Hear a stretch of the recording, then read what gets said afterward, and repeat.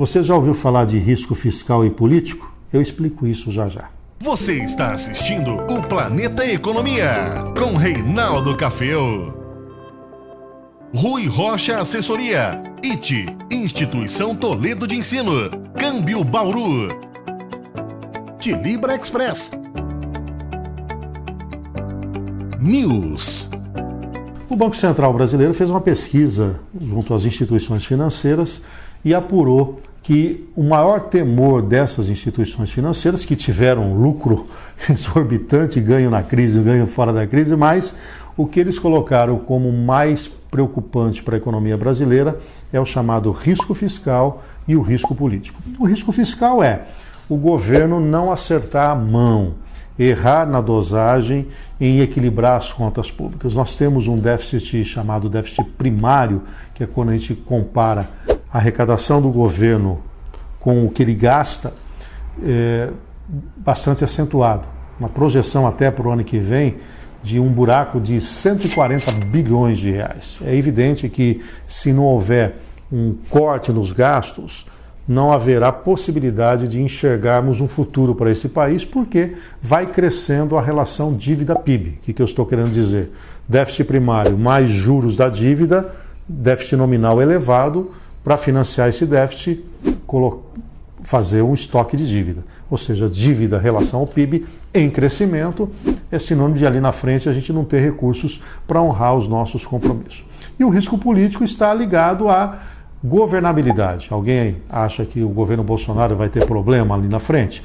Não, é a questão envolvendo se o governo vai ter sustentação, se ele vai conseguir levar em frente todas as questões que estão sendo trabalhadas nesse momento. Essa pesquisa do Banco Central coloca que 65% das instituições financeiras indicam o risco fiscal e o risco político no seu radar. 20% entendem que o risco vem do cenário internacional. E aí, quais são as variáveis do cenário internacional que nos preocupam?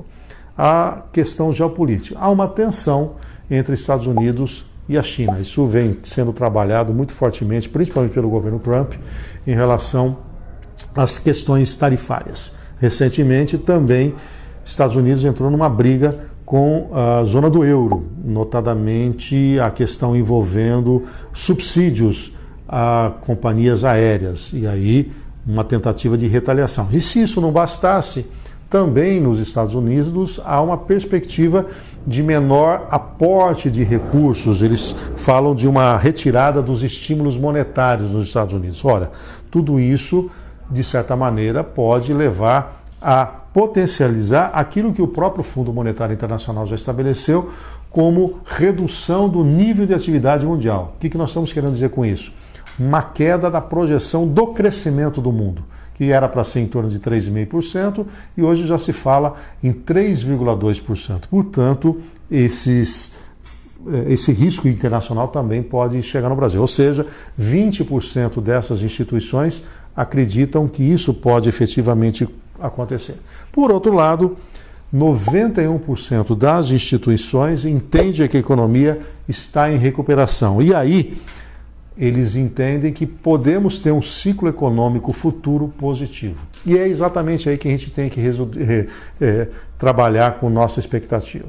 Se de um lado há um risco fiscal e um risco político, se outro lado pode ter um risco vindo do ambiente internacional, nós também temos que acreditar no potencial econômico brasileiro. E aí é evidente que tudo isso passa pelas reformas estruturantes. Nós temos aí a reforma previdenciária, nós temos a reforma tributária, precisa de uma reforma administrativa, enfim, mexer na estrutura desse país. O diagnóstico da equipe econômica é adequado e eu entendo que podemos ter um caminho a ser trilhado a partir desse diagnóstico. Existe agora, como as próprias instituições colocam, a dificuldade política. E por isso, então, nós temos que ter um trabalho mais forte da base aliada do governo Bolsonaro para que isso tudo emplaque no Congresso Nacional. E os políticos, sem dúvida alguma, que representam outro risco, precisam entender que não é uma questão individual, é coletiva. Nós estamos falando na recuperação da economia, na geração de emprego e, em última instância, equacionar um problema ali na ponta. Nós vamos ter que conviver nesse cenário.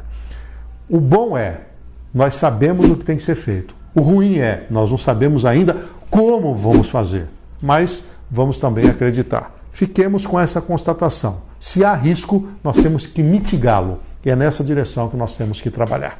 Pense nisso. Vale a reflexão. Viu só? O planeta não gira em torno da economia? Claro que gira. Se você quer saber mais sobre economia e finanças, acesse os nossos vídeos aqui no canal Planeta Economia. Faça também sua inscrição no nosso canal, acione o sininho para receber as nossas notificações toda vez que a gente postar um vídeo novo. Compartilhe o nosso vídeo à vontade. Faça parte do canal Planeta Economia.